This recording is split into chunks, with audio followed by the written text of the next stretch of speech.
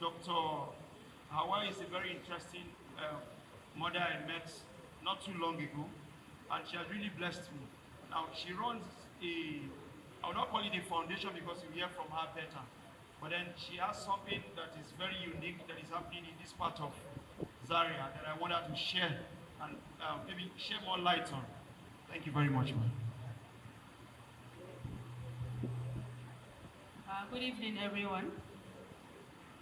My name is Hawa, and I'm an academic staff in History Department, ABU Zaria.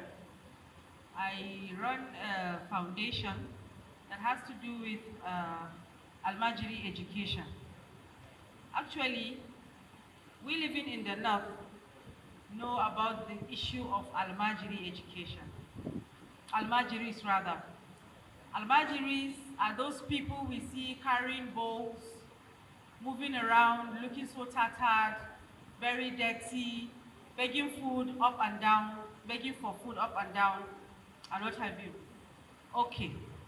I am an educationist and also an enthusiast because I always think about this.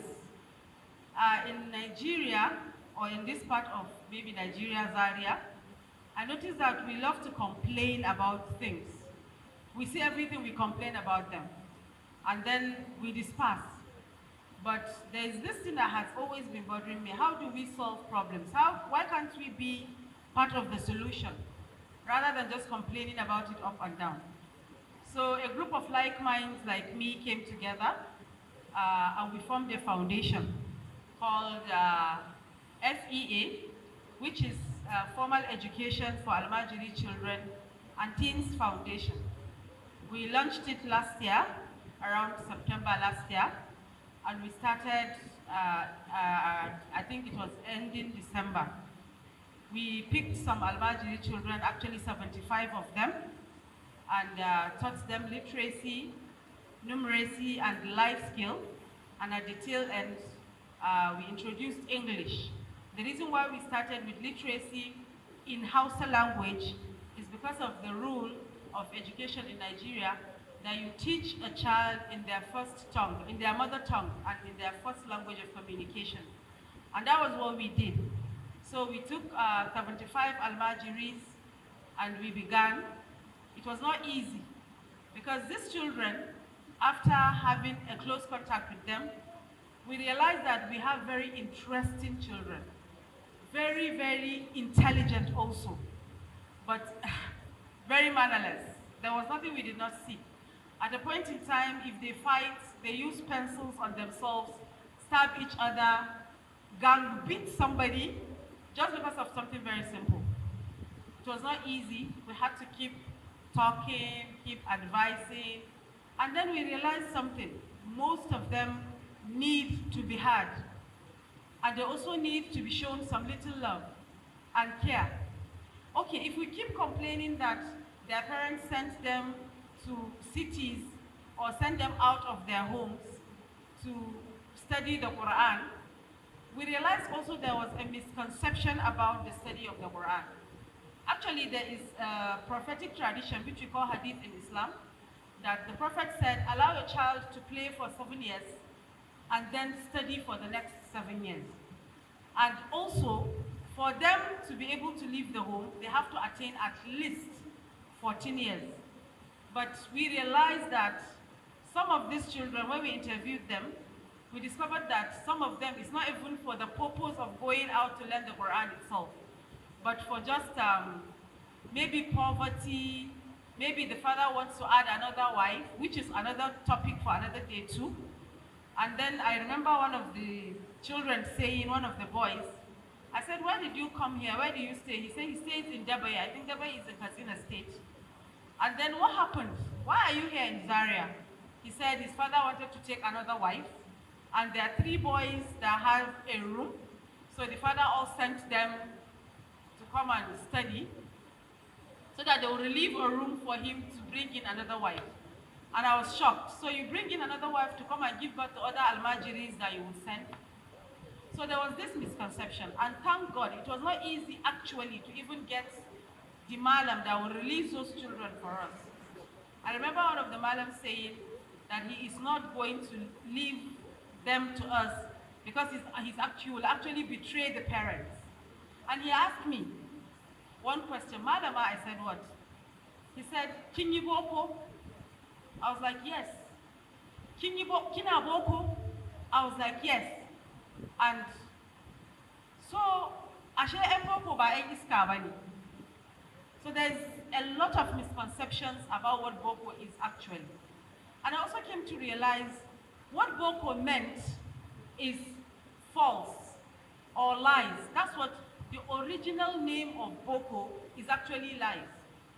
And it came up as a result of, in the Hausa tradition, they used to have this culture, because there used to be hoodlums at that time. If a new bride is going to be taken to her husband's home, they would ambush and kidnap the wife. So what they normally do at that time was to dress up a casual person and let her follow the crowd, like she is the real Amaria. And then the original Amaria will be taken through the back of the village or wherever and then delivered to her husband's house. And when they kidnap her, they realize that she's not the real Amaria. And that was how they called her Amaria Boko. That's the false Amaria. So the word Boko is actually false or lie. So when the Europeans came with this Western education, especially now that the Northerners had their own kind of education, which is the Islamic education. And they also had this Sarauta system, their emirateship and what have you. So when the Europeans and colonizers came with this Western education, so it was completely a new thing. It was like something that was supposed to be not true, and it's like they wanted to Christianize all the Northerners.